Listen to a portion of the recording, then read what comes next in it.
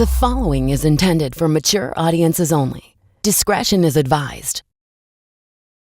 Thank you so much for downloading this episode of So What Do You Really Do? The podcast where I, your host, Deadair Dennis Maler, talks to artists and entertainers about their day jobs, and the artist and entertainer who is the subject of the podcast today is me. There is no guest. I am taking a small departure from the original format of the show. We will, over the next few months, still be doing interviews with amazingly talented and interesting people and highlighting the things they have to do during the day to support what they want to do at night. But we will also be doing episodes that are essentially travel blogs of me on the road right now.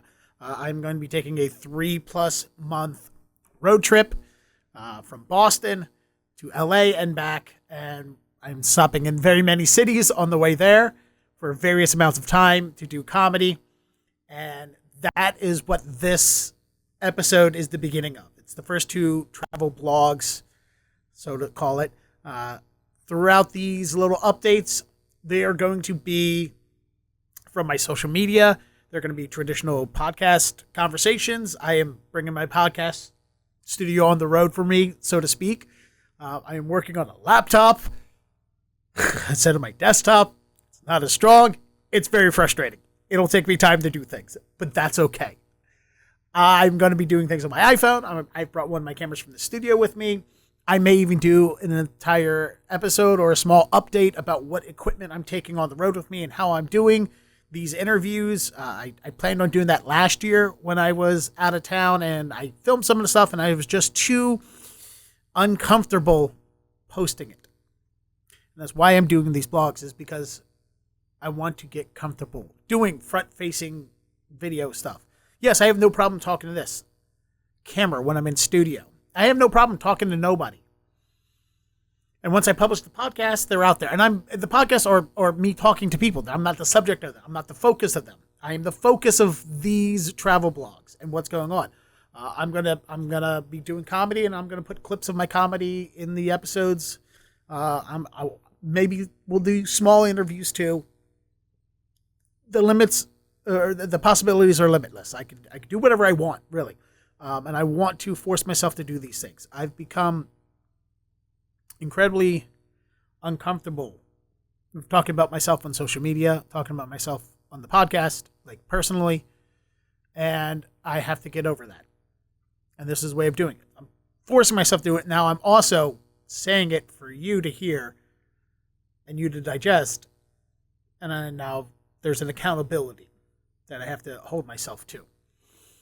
I don't know when this anxiety, like, honestly, this whole beginning travel blog should just be called anxiety. Because I'm going to be talking a lot about it. And it's, mental health is very important to me. Talking about mental health issues is important to me. It's not the subject of the podcast, but it's something that I want to bring out in the world. But also what's important is I have this time off from work, and I'm doing comedy on it. So I feel like it is my obligation as the host of this podcast, talking about day jobs and talking to a lot of comedians and entertainers about the road, is to show you what my experience of the road is. Am I going to talk about my day job that I'm away from? Maybe. There's problems with it. There's people that I work with that listen to this podcast and they complain that I'm putting the company in a bad light when I talk about it in my interviews. And the company doesn't like that. So we'll talk maybe some more about that. It's not a secret where I work. I've said it plenty of times. I'm not afraid to say it. I'm not going to say it now. But it's important for me to show you what I'm doing with this time from work. I'm maximizing my opportunity to be able to have this free time and put it into the career that I want to make happen, stand-up comedy. I enjoy my day job. I want to keep doing it for a while, but I don't want to do it forever. The job is a stepping stone to get me to where I want to be, going back to being a full-time entertainer. This time off from work is also contribution to getting me to that goal. There's a reason why I'm going to LA for a month. I want to go out there where it's warm, but also I want to continue to make those connections and nurture the relationships I created with people and industries out there. So instead of sitting in Boston, suffering in the cold for 3 months, let's go to LA for a month. That's a long time to be somewhere. It's going to cost a lot of money. So there will be these occasional updates. Some of this stuff will be from my social media. Some of it's just for you guys here who listen to the podcast or watch it on the Big Comedy Network on YouTube. There will be a video accompanying with everything, as well as audio. So if you're a longtime listener, hey, maybe think about becoming a viewer too. If you're new to the podcast and this is your first episode coming in, hey, thanks for being here for something that's different. I appreciate it. And if you are a medium, you've figured things out. I will throw this out. Call to action. Please, if you like the podcast, leave a comment on social media. Leave a comment on iTunes, Spotify, wherever you're allowed to. Give it 5 stars or the amount of appropriate stars you think is accurate for the podcast you're watching. It does help out. We need to grow the podcast, and the best way to do that is the algorithms will make things that are popular more popular. So, same thing with the YouTube algorithm, same with the iTunes recommendations engines, and I'm pretty sure Spotify works the same way. So if you like this, if you want to keep supporting me, what I do, if you're coming here because you like one of my guests and you want to support them, best way to do that is to rate and comment and share the podcast with other people. The more people that know about your friend, the more people who know about this podcast will know more about your friend who was a guest on the show. There it is. So the first 2 videos you're going to see is a professional audio, radio, video guy just whacked his microphone when he's talking because he talks with his hands, because I don't know what I'm going to do with my hands when I talk. I worked in radio. I could be exuberant and physical and nobody would ever see it. But now I'm doing video because it's the world of video. But anyway, the point being, the first 2 videos you're going to see are the first 2 updates, one of me leaving Boston, and then my first week in Baltimore, where I'm staying for a month. I will explain everything in those videos of what my route is. I am taking advantage of the video medium, and there's a lot of cuts and a lot of different angles, and I'm trying to get that creative editing. So if you're watching this, you'll see the different cuts and edits, and you're like, why is he doing this? Because I'm trying to do something interesting, different, trying to create more creativity in myself by using different transitions and stuff. I'm trying, at least. So enjoy that part. If you're just listening to it, some things may sound different and weird. I've done my best with the audio. I've kind of worked harder, but I think everything sounds fine and well enough. It's my traditional, regular audio settings and filters and add-ons and stuff. So I think it still sounds good. But if things sound a little wonky or different, or if I refer to something visually and I forget to describe it for you on the podcast, I'm sorry. But please enjoy the first of hopefully many road updates for So What Do You Really Do and me, Deadair Dennis Maler.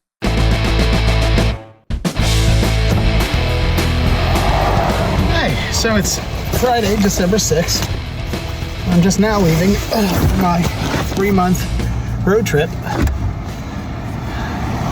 because I wanted to leave on Thursday, but Wednesday, as I was going out for the night to see my friend's show. By the way, Rosemary Baby's Jesus at the Iron Wolf Theater is amazing. It's fun. You should go see it. It's singing, it's dancing, it's full frontal nudity.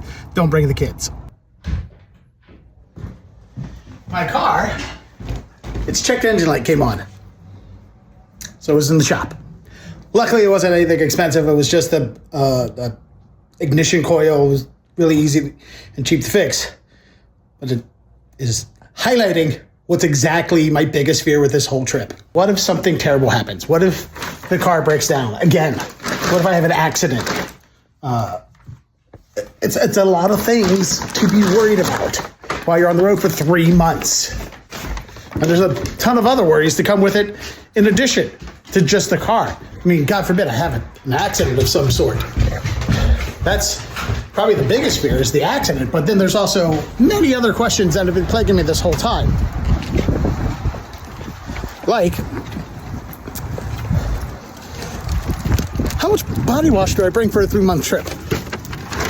I mean, it sounds like a stupid question until you think about it. How much am I supposed to bring? Like, do I bring a month's worth of toiletries and then just expect to buy toiletries while I'm out on the road? What if I already have a stockpile of stuff? I buy things in bulk.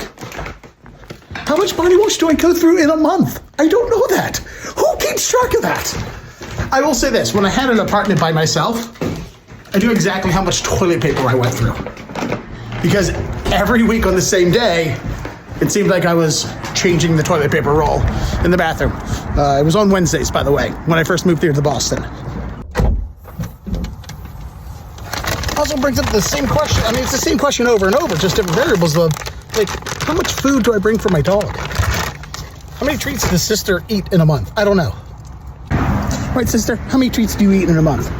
How many? How many is that? Probably not enough is what you're going to say. And it brings up other worries like, what if my car gets broken into and I get robbed? It's happened to every single touring band that I know. It's a very legitimate thing.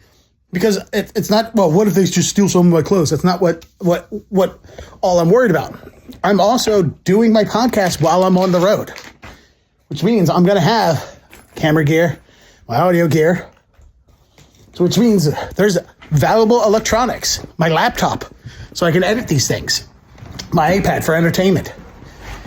These things are going to be in my car for an extended period of time, and I have to be wary where I park my car and what places are around me. Now, the stuff's not going to be in my car the whole time because I'll be staying in places sometimes. And sometimes I'm sleeping in the car. Like right now, this is the distance from my apartment to the car, and I'm already worried about leaving it alone as I'm loading and unloading.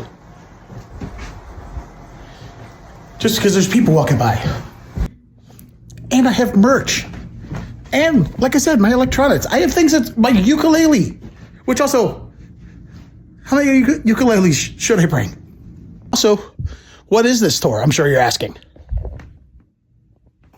Because that matters too, where I'm going and what I'm doing. Like, so today, I'm leaving and I'm driving to Baltimore, and I'm going to spend December in Baltimore with my family, much like I did last year. And the plan last year was to, go to LA and do a road trip there, and it didn't work out because too costly. Big concerns again. So after the month in December, what do? Well, I get in the car and I drive to Miami, doing shows along the way. And then when I get to Miami, I do a show there, and I turn and I go up through the Panhandle, through New Orleans, through Texas, maybe make a stop in Oklahoma. Just for a family thing. Come on, sister. All right, stay there. Watch the car. Stay. And then I, drive to Vegas, Arizona, and then I spend a month in LA. So for 3 months, that trip from Baltimore to LA is 3 weeks. That's what I'm planning. A 3-week road trip.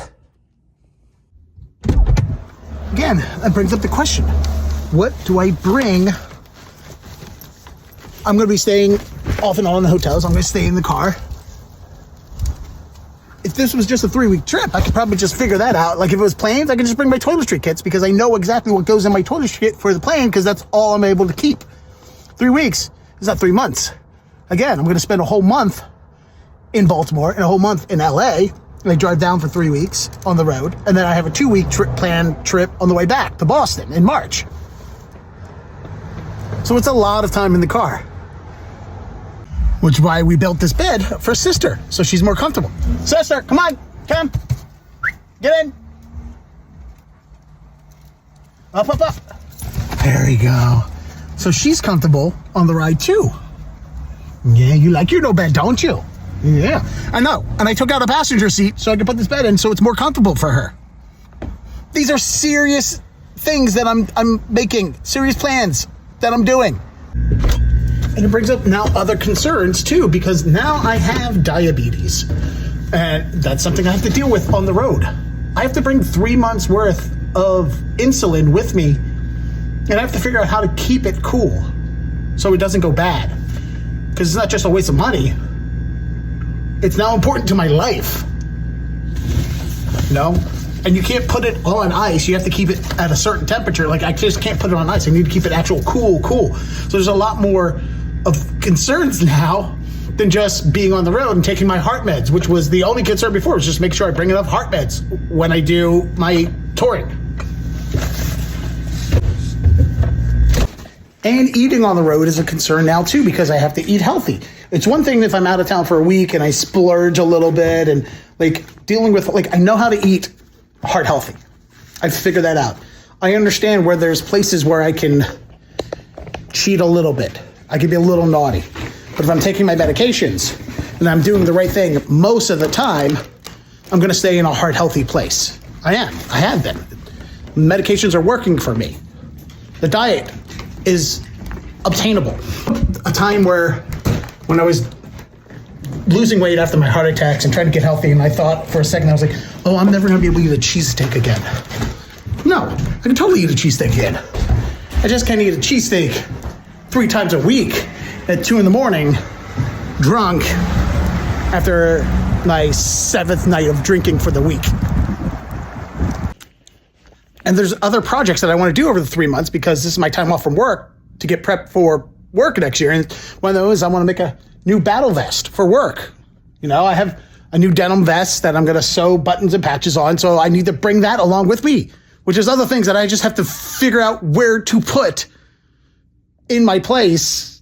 That is my car. That is also my mom's house, which is also an Airbnb. And then it's also my car. Like, this is just not just a literal game of Tetris. I literally have to be so meticulously organized.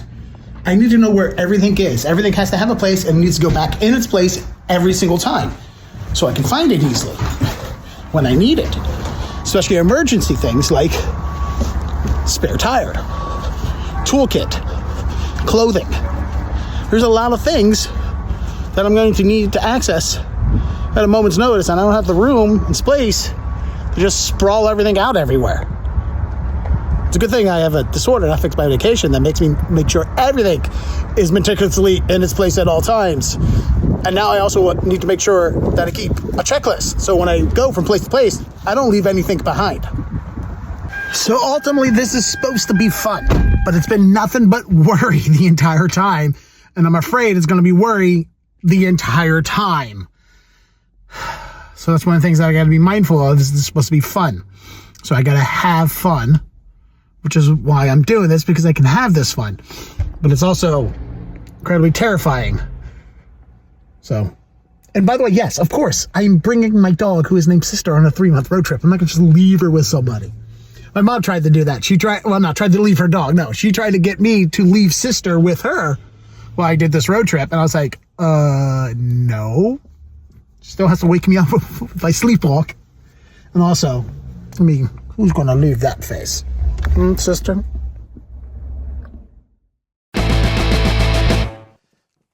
All right. First update from the road. Or I guess the second update. But the first one from the road, because the first one was leaving the road, but this is you know what I mean. I've been in Baltimore a week so far. And in this week, I've done 4 open mics. I got my big show at the Auto Bar tonight, and it's big because we're raising money. There's a really cool headliner. I'm doing a very small set on it. We'll talk about that later. But let's talk about the drive. So, the drive from Boston to Baltimore was fine. Nothing happened. Everything's fine. But I noticed something. One of the things I noticed is that typically when I drive from Boston to Baltimore to see my family, I can get to Delaware, the first truck stop in Delaware, without having to refuel. So it's a little over 300 miles to get there. I made it almost to the New Jersey-Delaware line, which I'm not happy about. I think this car doesn't get as good of a gas mileage as my last car or as other cars that I've rented in the past. So that's a problem. That's something we got to be concerned with when on the road. So I have to keep an eye on that. I have yet, I mean, on this is the first time, this ride down here is where I got 300 miles to the tank. I don't think I've gotten that before, but also I'm still trying to figure out where the limits of the gas mileage is. You know what I mean? Like when the empty fuel light comes on, how much mileage do I still have before I actually have to run out of gas? You know, how long can I run with the low fuel light on before I actually have to stop and get gas? So that we're still figuring that out with this car. This Kia Soul that I have gets to about 23 miles per gallon, and it's about I'm assuming a 12-gallon tank. I'm sure the owner manual says the exact thing, but in my estimations, I usually put in around 11 gallons when I fill up, and I push it, you know, to as far as the comfortable limits that I can, because, you know, that's what we're all doing. I mean, if I fill up my gas tank every time I get half empty, or if I fill up my gas tank every time I get empty, still paying the same amount in gas. It's really not that big of a difference. So I don't know why I'm making a deal of it, but I do have to worry about how far I can go with it. I can't do stupid things like just ignoring, last gas sign, for X amount of miles signs and stuff like that. Which I'm very worrisome, and I plan, and I don't think I'm going to be that kind of guy where I'm out there. But I will say this, I did push the limits to it. On this trip, I'm getting about 25 on the road down. Last Friday, with the car fully loaded, and with my dog, who is named Sister, in the car, I got about 25 miles per gallon, because that's all highway. The other night I was in DC. As I was driving back from DC, I really pushed the limits of the gas. So when the low fuel light comes on, I mean, I was coming up 95. Just let me get past the Fort McHenry tunnel. Let me get past the tunnel, and then I'll stop for gas. You know, I left DC with a low light, with it on E. The low light hadn't come on yet, but it was about to. And halfway up on the drive, it came on. I was like, I don't want to pay Montgomery County price for gas. I don't want to pay DC price for gas. I want to get back to Baltimore and pay for gas. And I did. You know, $2.85 a gallon or something like that. I don't know if that's good anymore. I don't know what gas price is, what's good, what's not. I don't know what we're doing, what we're having acceptable limits of the price of gas is. I have no idea. I know sometimes it's $3 a gallon or more. And if I look at one place compared to another place, I'm like, oh, well, that one's cheaper. And it's all the same gas, for the most part. So I pushed it. I pushed the limits. I watched that. That low light came on, and I had 18 miles to home, and I drove about 12 miles on low light just to get to the gas station. So I know if I'm driving highway, I can get at least 12 more miles to the tank before I get uncomfortable with the level of gas in the car. So let's talk about these open mics. I'm going to probably be doing a lot of them on this trip because I have to write new stuff. I'm in the middle of writing a whole thing about the diabetes and how I feel about it, because feelings are important. But, so let's talk about the first three, and we'll talk about the fourth one differently. But the first three, out of 3 open mics, dozens of comedians, there was one woman out of all 3 of them. And this is weird, because when I left Baltimore 11 years ago, going on 12 years, February will be 12 years since I think I left Baltimore for Boston.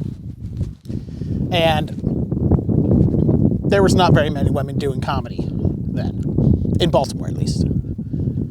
There was like maybe 1 or 2 women doing comedy that were really good, and occasionally you see 1 or 2 every once in a while. Then I moved to Boston, and in Boston, there were more women on an open mic than doing comedy throughout Baltimore and DC when I went. It was exciting and different to see. And they're really good. The women in Boston are really good at comedy. But when I came back to Baltimore, after, a year or two in Boston, sister, come on, let's go to the track. There were more women doing comedy. There was women running shows. There was a bubbling, much more diverse comedy scene in Baltimore.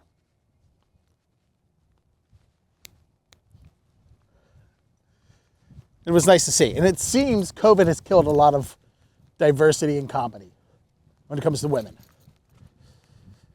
Like every open mic I've been to, I look at comedy show flyers in other cities, and it's just all dudes. I am the farthest from woke person. But if all these guys were talking about interesting shit and not, I crapped my pants on a first date with a Tinder girl to insert dominance, then I don't think I would say much about it. But they're not. There's just so much bad dude comedy. And it's so annoying. And let's be honest, not all women comedians are good. And no, you should not put anybody of any ethnicity, sexuality, gender, or for any reason on a show other than they're funny. But there are funny women doing comedy and they're not getting booked. Or they're not coming, you don't book an open mic. So why aren't they coming to these spaces? That's the thing to figure out. I've run my own shows and I've had difficulty booking women on the shows because they flake out. They don't show up. They don't even respond when you offer them. And I can get, maybe sometimes as a woman, you're worried about, is this guy booking me because I'm funny? Is he booking me because he wants to be a creep? I can get that. But also, I don't know, maybe wait until they show being a creep to worry about them being a creep. I don't know. I can't tell you what to do. But I can tell you this. Every time I go to open mics, just filled to the brim with dude on dude on dude on dude comedy. It's not an enjoyable time for me. It's not. Are women doing less comedy than they did pre-pandemic? I don't know. Are these guys who run these days making a space comfortable for women? I don't know. I don't think so sometimes, but you hear the guys do the lip service of, women get priority on the list, or, women are encouraged, or, hey ladies, I know. They try to do a joke thinking like, I have no specific examples this time around, but, a guy doing a joke about, hey ladies, I'm on your side. I know I'm an ally, but then you're not really doing anything that's being an ally. It's like you're trying. It's the dudes who say, I'm a feminist, but you're really just trying to get in her pants and you're lying to her. I feel like that's still happening so much in comedy with so many people doing that, like trying to talk about inclusion. It seems Baltimore also has this problem where open mics are not show and go. Everything's pre-sign up, which is fine, but it kind of limits your options when you're thinking about where to go last minute or trying to do multiple open mics. And there's just whatever. Let's talk about the guys at the first open mic. Two nice guys, new to comedy, which is very typical, running an open mic. Not really good at comedy. They had the best intentions. They're nice. They're positive. But is it grueling to listen to bad open micers running a show that is just not well organized. The guys come up in between to try and do jokes and they just fall flat, and then you just watch their confidence and everything drain. And it kind of ruins the show. But the few amount of people that were there were nice. They were supportive. They laughed. I got some good feedback on some of these new good jokes. So it wasn't all lost. But again, Baltimore and DC treats mics differently than other cities. Very rarely are they a bunch of comics just sitting alone, not talking to each other. Like, we try to bring audiences out here, which is probably not for the best. Or maybe the bar of people's excitement is lower here. And so it works out better. I don't know. Sis, come on, over here. So the second open mic, I went down to DC, gathered another show up, or not show up and go up, sign up, send an email. And I do. And, he replies back. So I drive down to DC. Another moment where it's like, bless your heart. I get to this club, and it's a typical DC nightlife spot where it's like they're trying to be, it's definitely urban culture, hip hop, African American style, which club lounge style of place, which is cool and fun, but also a little bit awkward. They're trying to create this atmosphere of like cool, hip, upscale, but all the time at the same thing, things are a little bit ratchet. Like, it's small. I mean, it's DC, so it's a small place anyway. And there's of course a stairwell that's just barely bigger than the width of my shoulders that you gotta trudge your way up to, and it's upstairs. And it is it's karaoke and open mic comedy. Yes, those two things put together. I get it, and there's like 7 people there and 4 comedians. No, I don't consider comedians people. I think maybe there was, including the host, 5 of us on the lineup, which is like, okay, it's a new spot. I just figured that out.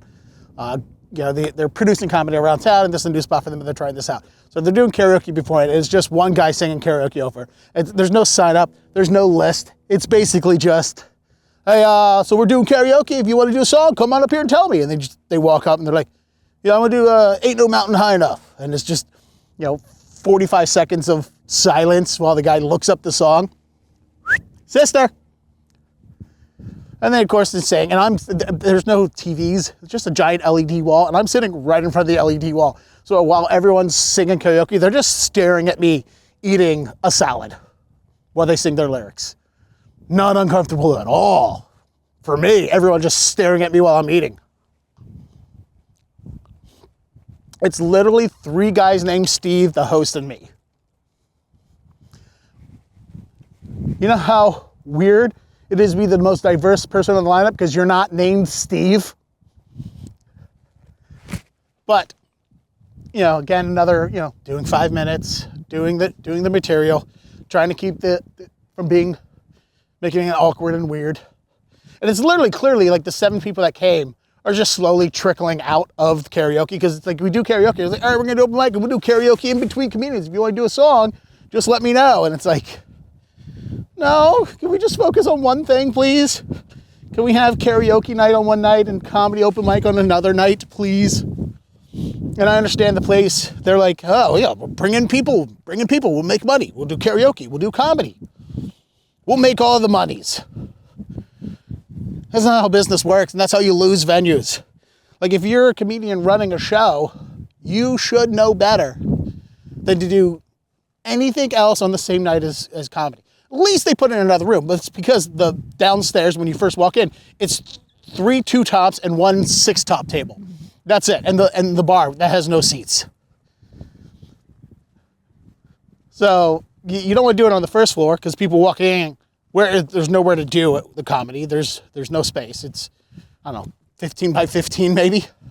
The upstairs maybe 15 by 20, a little bit bigger, but not by much, which is fine. Do it in a small environment, but more importantly, seclude it from the rest of the place so people can come in and enjoy themselves and don't have to be subjected to a bunch of white boys talking about their dick and how they want, how much money they spend on OnlyFans models that pisses them off, or whatever guys are talking about at open mics. I have a hard time paying attention listening to them. So the third open mic I went to is the exact open mic I was just describing that doesn't usually happen, where it's all comedians, and they're all sad and lonely, and it's just unfun for everyone. And this is the one where the one woman was at, and to call her a comedian, I don't want to do this. I saw her last year. She's just not funny. She's doing this typical, oh my God, I'm such an irresponsible slut ramblings. And it's like, why are you doing this? I didn't want to put up with it last year. I don't want to put up with it now. And you know what? I get the guys in the scene love her because they all think they're going to have sex with her. Because she talks about how much she has sex and how solid she is. And I'm not saying women shouldn't talk about sex on stage, but it's the hackiest premise. I've seen this 1,000 times. And then this isn't even comedy. It's just my real life stuff. Ugh. Usually these people kind of phase out after a couple of months, maybe a year. No, not this one. But it's fine because it's in my favorite neighborhood, Fells Point. And I get to go hang out at my favorite bar across the street from it, the Blarney Stone Pub, 704 South Broadway. Every time I mention them, they give me a free beer. And by them, I mean the Blarney Stone Pub, 704 South Broadway, Fells Point. Anyway. So it wasn't, a waste.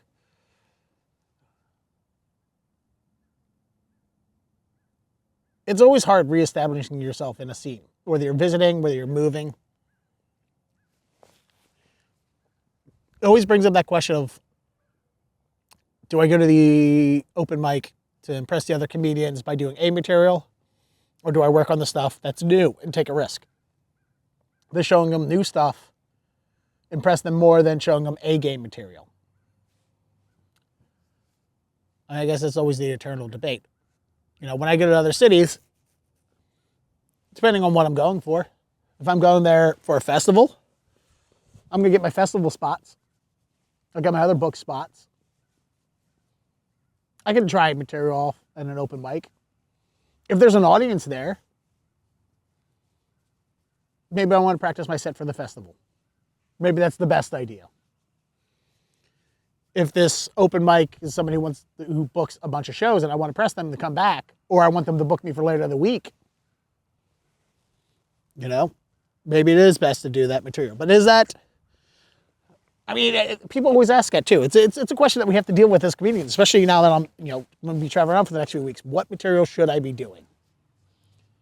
I want to write new stuff. I'm going to write stuff about the road.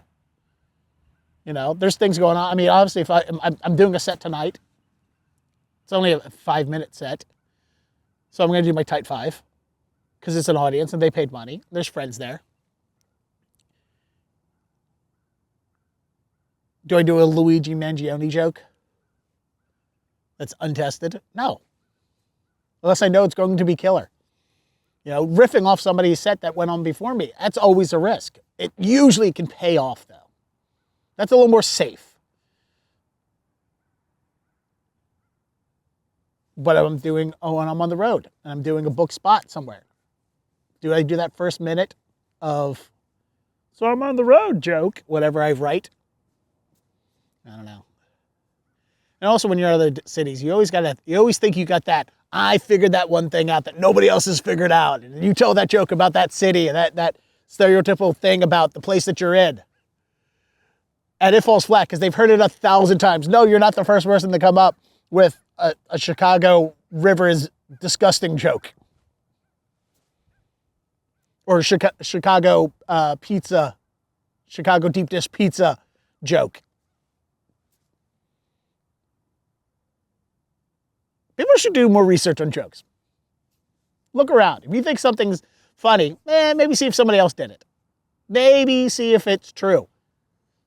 The amount of people that talk about subjects, they don't know what they're talking about.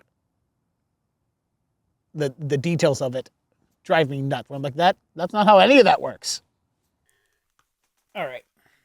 And the last open mic to talk about is the exact opposite of all the other open mics I've just been talking about, which kind of takes away from the whole angry point that I was making earlier. But I was the white male on the show, which is, I guess I should feel weird being the diversity hire when I'm the reason for diversity. It was ran by women. There was women on it. There was a trans person on it. It's hosted by a non-binary queer trans person. They, them, Ty is their name. There was a lot of T's in that sentence. I want to make sure I got them right. And there was an audience of people there on purpose to listen to comedy. They laughed. It was a good time. So it's not all bleak, I suppose. I should preference that all the things I complained about, it's not everywhere. But that was the outlier. It was at a brewery, which is not an outlier part at all. It's a lot of things are at breweries now. It was a really cool brewery, Peabody Brewery here in Baltimore. It's an area of town that I don't know, never really went too much when I lived here. I don't really go there much now. I didn't even hear of this place until I was looking up this open mic. Actually, the reason I went to that open mic is because I was going to a different one in Hamden, where I normally go to and hang out when I'm not in my neighborhood at Fells Point. And I drive up to Hamden, and I get as I'm coming around the corner, right in front of where this open mic is at, a car pulls out, a space opens right in front. I pull in, bam, boom. It's already past parking times. I don't have to worry about the meters. I get out of the car, I close the door, and I turn around, and the place is closed. So I get back in the car, and I open up the list of them, and then I went to the other one. And it was good. It was fun. Both the hosts, or the two women that run it, and the host all did sets, and then one of the women who run it did 2 sets. Really showed how few people were there, where the host went back and did 2 different sets as 2 different characters. I guess that's what she does, character work.